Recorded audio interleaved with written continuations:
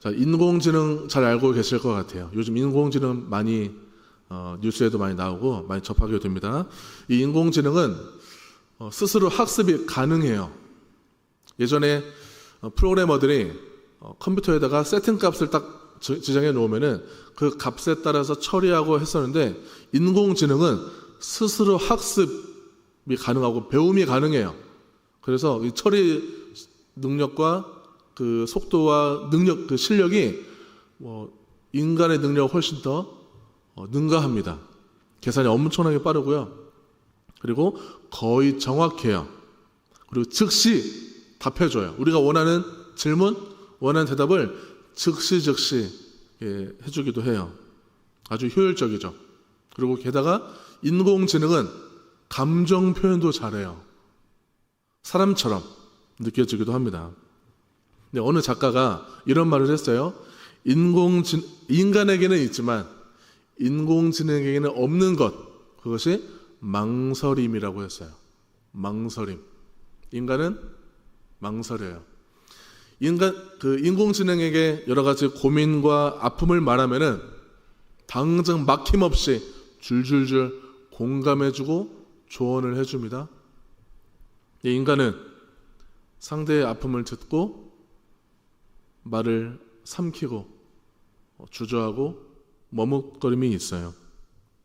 때로는 인공지능의 그 완벽한 조언보다 투박한 인간의 침묵이, 그리고 투박한 우리의 눈물이 더 위로가 되고 또 상대를 배려하는 품위로 다가오기도 해요.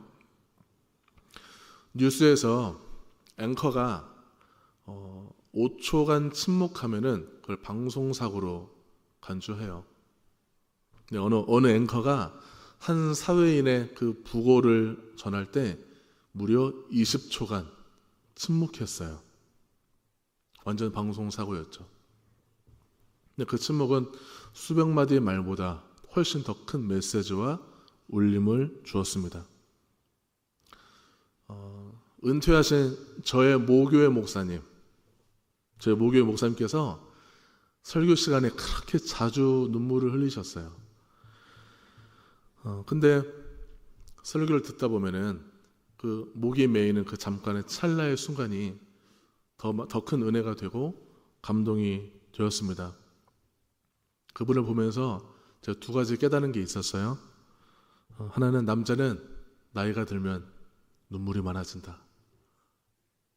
두 번째는 설교 시간에 눈물을 너무 자주 흘리면 감동이 반감된다. 이 두 가지를 깨달았어요. 자, 그런데 그럼에도 불구하고 그분이 한 인간으로서, 한 설교자로서 존재하고 있기 때문에, 그분이 살아오신 역사, 저희 목사님의 그 성품, 그분의 연약함, 그분의 철학, 그 모든 것들을 잘 알고 교감해 왔기에 느낄 수 있는 소중한 감정들이라고 생각해요. 설령 반감일지라도 또는 다른 은혜이고 감동일지라도 그 다양한 감정들은 그분이 존재하기 때문에, 그분이 나와 교감했기 때문에 느낄 수 있는 아주 소중한 것들이라고 생각을 합니다. 세상은 인간의 결함들 그리고 한계들을 그 빈틈을 가지고 무능이라고 흉볼 수 있을지 모르지만, 하나님께서는 그러한 공백을 통해서 예술품을 만들어 가십니다. 자, 공백이라는 말, 그리고 여백이라는 말도 있어요. 여백. 공백과 여백은 둘 다 비어있는 거예요. 근데 좀 차이가 있어요. 여백은 의도를 가지고 남겨둔 비움이에요. 여백의 미라는 말이 있잖아요. 그 비워진 부분까지도 작품으로 보는 것입니다. 일부러 남겨놓는 거죠. 이거는 하나님 입장에서 인간을 바라보는 관점이라고 생각을 해요. 근데 공백은 결핍에 가까워요. 뭔가 단절된 느낌도 있고요. 채워야 할 상태로 봅니다.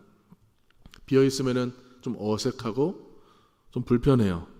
그래서 이 공백이라는 것은 인간의 생각이에요. 인간이 갖고 있는 생각. 기왕이면 설교 시간에 공백과 여백의 의미를 둘 다 갖고 가되, 저는 좀 더 이 공백의 머물고 싶어졌어요. 인간적인 감정, 인간의 연약함에 좀 더 느껴보고 충분히 그 공백을 느껴보고 더 머물고 싶어졌습니다. 하나님께서는 완벽한 인간보다 비어있는 사람을 사용하시면서 또 채우시는 그 은혜로운 만남이 우리 모두에게 예배 가운데 있기를 소망합니다. 우리 9절 말씀을 같이 보도록 하겠습니다. 나에게 이르시기를 내 은혜가 내게 족하도다. 이는 내 능력이 약한 데서 온전하여짐이라 하신지라. 그러므로 도리어 크게 기뻐함으로 나의 여러 약한 것들에 대하여 자랑하리니 이는 그리스도의 능력이 내게 머물게 하려 함이라. 아멘. 자, 바울은 위대한 사도였어요. 그런데 이 고린도 교회에 들어온 거짓 사도들이 바울을 공격하는 거예요. 당신은 몸이 참 병약해요. 당신은 왜 이렇게 초라해요? 당신은 너무나 고난을 많이 받아요. 뭐 죄 지은 거 있는 거 아니에요? 잘못 살아온 거 아닙니까? 이 당시에 강한 것은요 신의 축복이고 약한 것은 실패인 거예요. 그렇게 여겨지는 사회였어요. 바울은 자기가 공격받는 것도 힘들긴 하지만 공격받는 것보다 복음이 왜곡되는 게 더 심각하게 받아들였어요. 그래서 12장 초반부터 바울이 체험했던 영적 체험들을 나열을 합니다. 저는 하나님의 계신 낙원에 갔다 오기도 했습니다. 말로 다 할 수 없는, 표현할 수 없는 그 계시를 들었습니다. 이거는 제가 어쩔 수 없이 자랑하는 것입니다. 하지만 진짜 자랑하고 싶은 것은요, 저의 약한 부분입니다. 바울은 하나님만 자랑했어요. 자기가 잘한 것들, 자기의 어떤 강점들을 자랑하는 사람이 아니라 오히려 약한 것들을 자랑하면서 예수 그리스도만을 자랑하고 싶은 사람이었어요. 내 약점을 통해서 주님이 드러날 수만 있다면은 내 치부와 내 약점들을, 내가 매맞은 것들, 조롱당한 것들을 다 얘기할 수 있는 사람이었어요. 특별히 바울의 몸에는 육체의 가시 같은 결함이 있었습니다. 육체의 가시. 이건 사역자로서 치명적인 약점이에요. 바울은 그 가시들을, 그게 질병인지 장애인지는 정확하게 나와 있지는 않지만 그 육체의 그 질병, 그 가시 같은 그 질병을, 그 가시들을 없애달라고 아주 간절히 기도했었어요. 근데 하나님의 대답은 역설적이에요. 내 능력이 약한 데서 온전하여진다. 분명히 영적 체험을 하고 사역자로서 승승장구하는 바울에게 왜 뜬금없이 육체의 가시를 주셨을까? 분명히 추측되는 질병이나 장애는 있지만 일부러 성경은 의도적으로 말하지 않아요. 의도적으로 누구나 다 자신의 그 육체의 가시를 대입해서 적용해 볼 수 있도록 하기 위해서 저는 의도적으로 뺐다고 생각을 합니다. 여백을 남겨둔 거죠. 제가 중학교 3학년 때 간질 발작을 했었다고 얘기했었어요, 전에. 지금도 약을 먹고 있어요. 그때 중학교 3학년 그 1년 동안 3차례 정도 학교에서 발작을 했어요.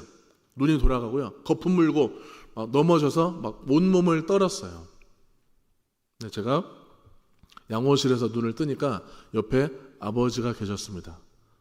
눈을 떴으니까 이제 아버지께서 저에게 좀 말을 걸어볼 법도 한데 말을 안 하시는 거예요. 괜찮니? 걱정했다. 이런 말도 없이 그냥 제가 눈 뜨니까 그냥 가신 거예요. 다시 회사로. 이것이 3차례나 있었어요. 그리고 저는 당연히 교실에 가서 내가 어떤 상태였는지 친구들한테 다 물어봤어요. 친구들이 대답을 안 하는 거예요. 아무도 상세하게 얘기해 주지 않았어요. 근데 지금으로부터 12년 전에 그때 그 같은 반 동창 한 명을 만났습니다.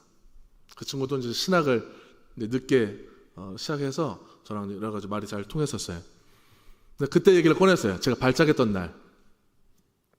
그때 얘기를 제가 먼저 일부러 꺼냈어요. 궁금하니까 그때 내가 어땠었냐 물어봤어요.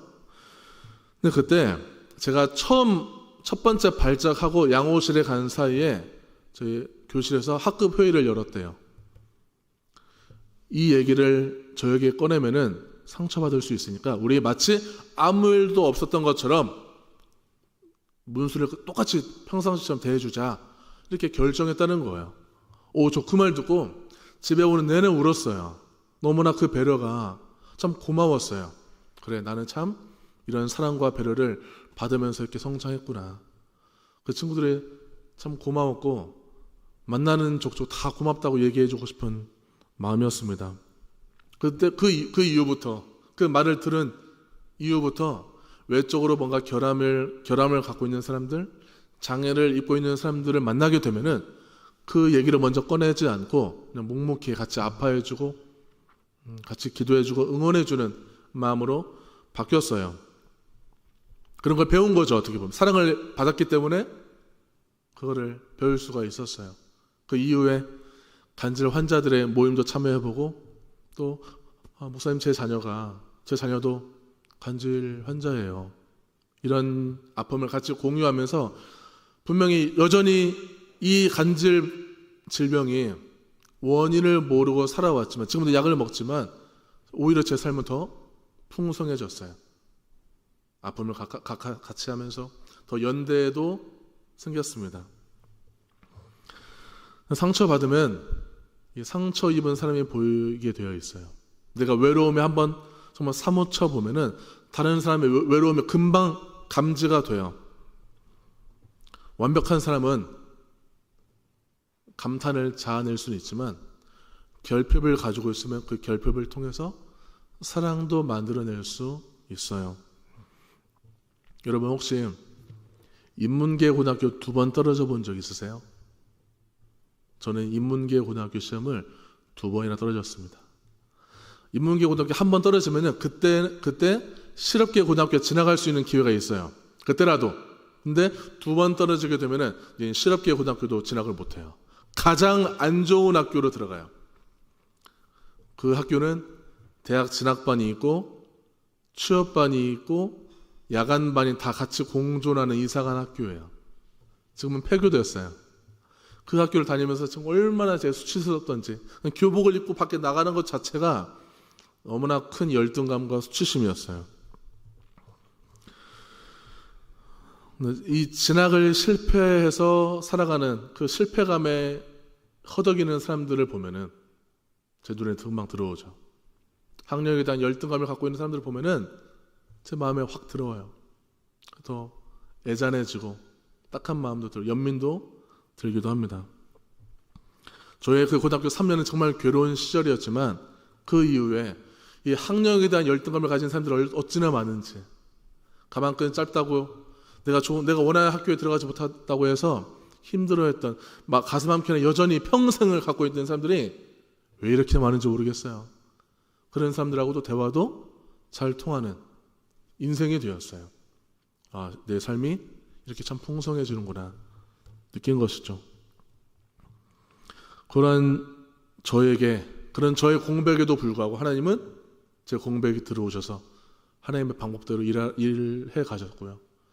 바울의 삶에도 들어오셔서 하나님은 역사하셨습니다. 우리 7절 말씀을 오늘 읽지 않았지만 앞에 7절 말씀을 같이 보겠습니다. 여러 계시를 받은 것이 지극히 크므로 너무 자만하지 않게 하시려고 내 육체의 가시 곧 사탄의 사자를 주셨으니 이는 나를 쳐서 너무 자만하지 않게 하려 하심이라. 아멘. 하나님께서 바울에게 가시를 주셨어요. 왜 굳이 가시를 주셨을까요? 가시를 사탄의 사자라고 표현하고 있어요. 이거는 고통이 너무 크다는 거예요. 인간의 힘으로는 벗어날 수 없는 큰 고통. 이거를 사탄의 사자라고 표현했어요. 바울이 해결할 수 없는, 치유될 수 없는, 다시 원점으로 돌아갈 수 없는 어떤 육체적인 어떤 아픔이에요. 저도 사역자지만 사역자가 건강하게 사역하는 게 최고 아니겠어요? 우리가 살아가는데 건강이 최고잖아요, 최고. 근데 그건 우리 생각이죠. 만약에 우리 삶에, 내 인생에, 내 몸에 결함이 있다면은 그것은 우리가 모르는 하나님의 뜻이 있을 수도 있습니다. 그건 정말이에요. 혹여 바울의 신앙 고백이에요. 바울이 얼마나 똑똑해요. 영리하고 지금으로 보자면 박사학위가 3-4개 있는 거예요. 그리고 정말 좋은 환경 속에서 살아가는 사람이었어요. 내가 이렇게 거의 완벽하기 때문에 나를 자만하지 않게 하시려고 하나님이 나에게 가시를 주셨습니다. 그 가시를 자랑하여 나를 다듬으시려고 고난과 질병을 주신 거라면은 우리의 삶은 못 버틸 일도 아닌 거예요. 왜냐하면 하나님께서 그걸 사용하시기 때문에. 건강하게 하나님을 거역하고 타락하는 것보다 내가 질병을 가지고 충성봉사하는 믿음으로 사는 게 훨씬 더 우리는 행복한 인생이 되는 것입니다. 이렇게 말하면 또 이렇게 생각하시는 분이 있어요. 건강하게 충성봉사하면 안 되나요? 하나님은 다 뜻이 있기 때문에 우리의 삶에 여러 가지 아픔과 어려움을 허락하신 줄로 믿습니다. 하나님께서 모세를 부르셨어요. 모세 지도자를 부르셨어요. 모세야, 너 저 앞으로 나가거라. 저 말 못해요. 저 입이 둔해요. 저 자신감이 없어요. 머뭇거리는 거죠. 모세는 순종을 못하겠어요. 다른 사람 보내면 안 될까요? 모세 지도자가 지도자인데 공백이 많아요. 허점이 너무나 많습니다. 하나님께서는 모세를 부르신 목적이 막힘없는 언변을 원하신 게 아니었어요. 오히려 더 진솔한 그 자신감 없음, 진솔한 고백, 그 부족함을 인정하고 하나님 정말 저 못하겠어요. 그 망설이는 것을 원하셨을지도 몰라요. 그의 입에 친히 할 말을 채워주십니다. 하나님께서 너는 그냥 나가기만 해. 내가 다 해줄게. 알아서. 너 앞에 그냥 서 있기만 해줘. 최전선에 최전방에 나가기만 해줘. 내가 사람도 붙여주고 말도 내가 대신 다 해줄게. 하나님께서는 다 채워주세요. 아론이라는 동역자도 붙여주셨어요. 우리가 가지고 있는 그 한계, 그 공백을 뭔가를 가지고 채우려고 하죠. 말재주, 리더십, 추진력, 내 능력을 가지고 채워야 된다고 생각을 하지만 하나님의 권능으로 채우면은 우리는 상상하지 못할 놀라운 기적들을 만날 수가 있어요. 내 예상대로의 기적이 아니라 상상도 못한 기적들. 그게 은혜 아니겠어요? 하나님께서는 그런 기적을 우리의 빈틈을 통해서 채우고 계십니다. 다시 9절을 읽어볼 텐데 9절 하반절과 10절을 같이 읽겠습니다. 그러므로 도리어 크게 기뻐함으로 나의 여러 약한 것들에 대하여 자랑하리니 이는 그리스도의 능력이 내게 머물게 하려 함이라. 그러므로 내가 그리스도를 위하여 약한 것들과 능욕과 궁핍과 박해와 곤고를 기뻐하노니 이는 내가 약한 그때의 강함이라. 아멘. 그리스도의 능력이 내게 머물게 하는 비법이 나와 있습니다. 내 약한 것을 자랑하면 그 빈 공간에 그리스도로 채워주십니다. 내 안에 그리스도로 가득하면요, 능욕, 핍박, 그 정도, 박해, 곤고 그쯤이야. 오히려 기뻐할 수 있어요.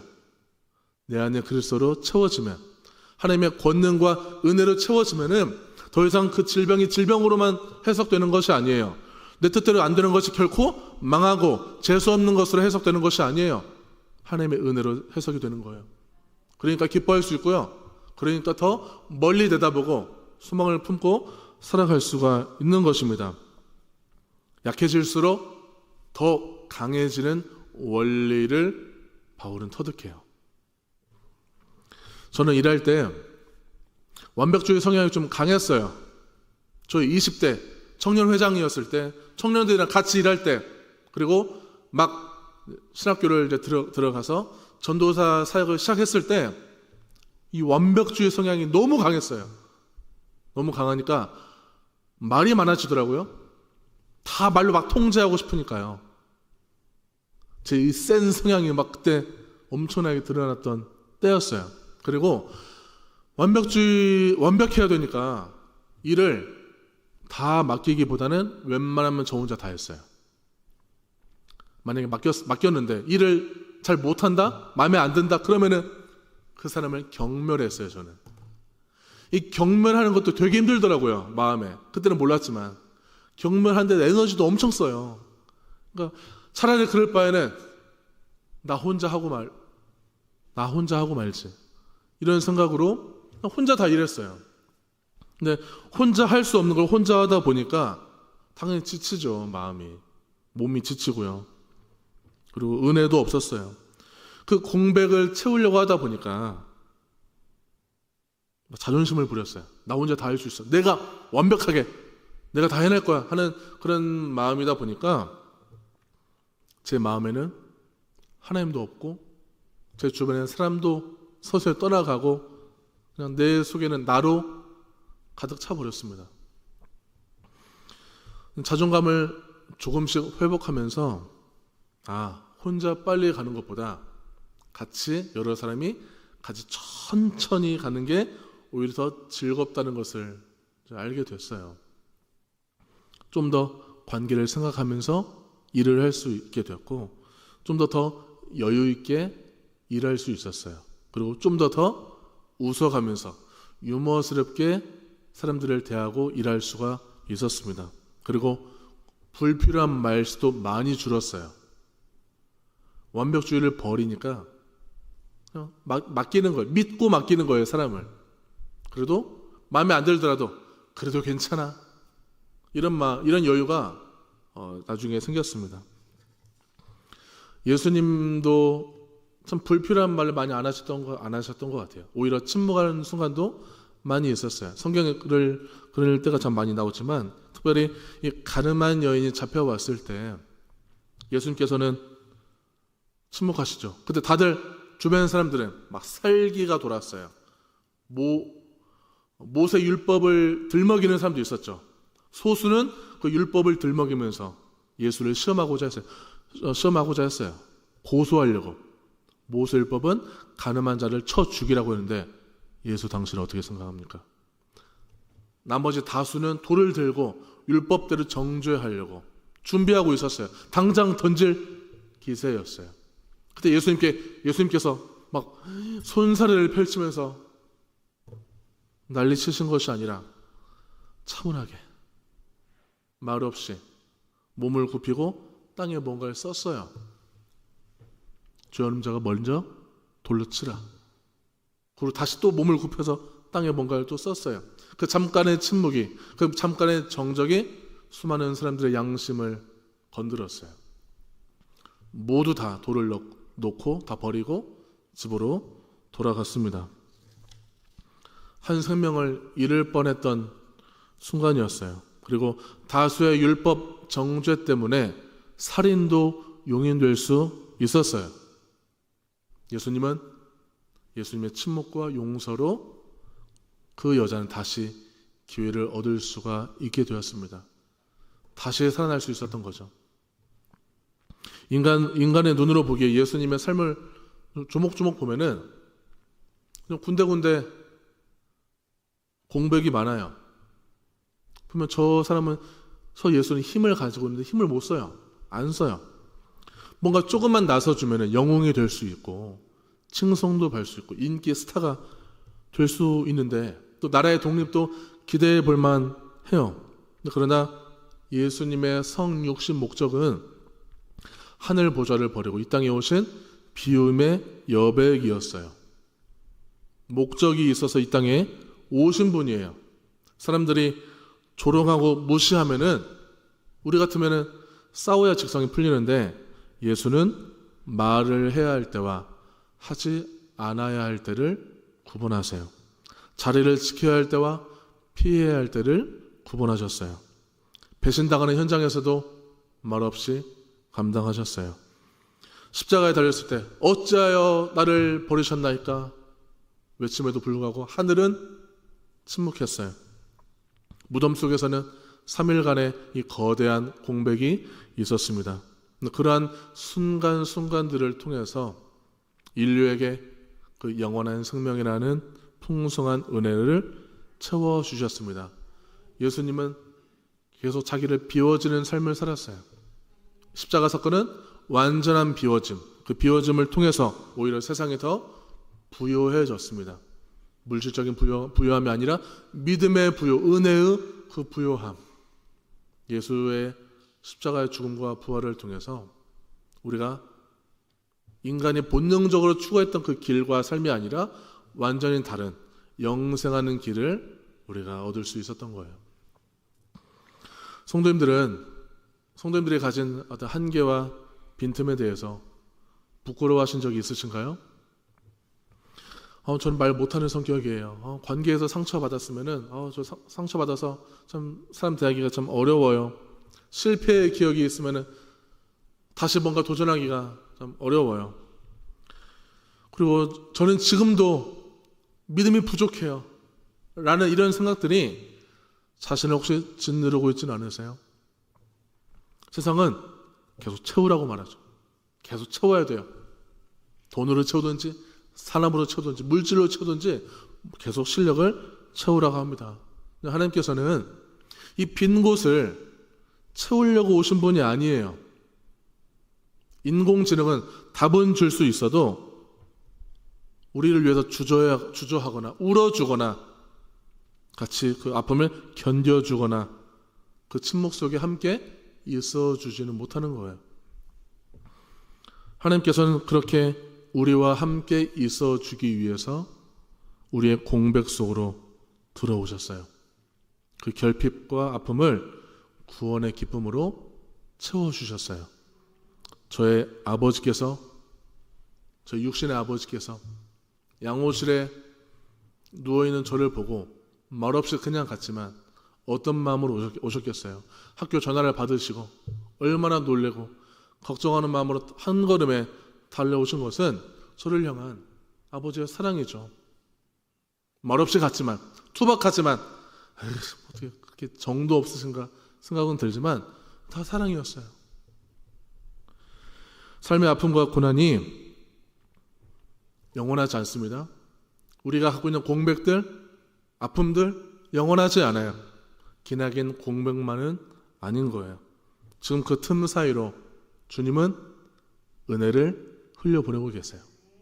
내가 가진 그 어려움들을, 그 고민들을 풀리지 않는 그 문제들 속에 하나님은 은혜를 계속 공급하고 계세요. 과연 이 아픔을 통해서 하나님은 어떤 계획이 있으실까? 오히려 기대감이 생겨요. 나의 결함이 누군가에게는 위로가 되기도 합니다. 그리고 빛이 되어주기도 해요. 이제는 공백이 공백만이 아니라 여백이 되어서 예술적 작품이 되어주기도 합니다. 삶은 예술이잖아요. 인간의 삶은 참 예술인 것 같아요. 완벽을 추구해서 모든 것을 다 극복하고 이겨내려고 하는 욕심을 멈추고 완전하신 하나님의 능력을 신뢰해서 내 명예와 내 권력이 비워져도 내 이름이 사라지고 내 존재가 사라지는 한이 있다 할지라도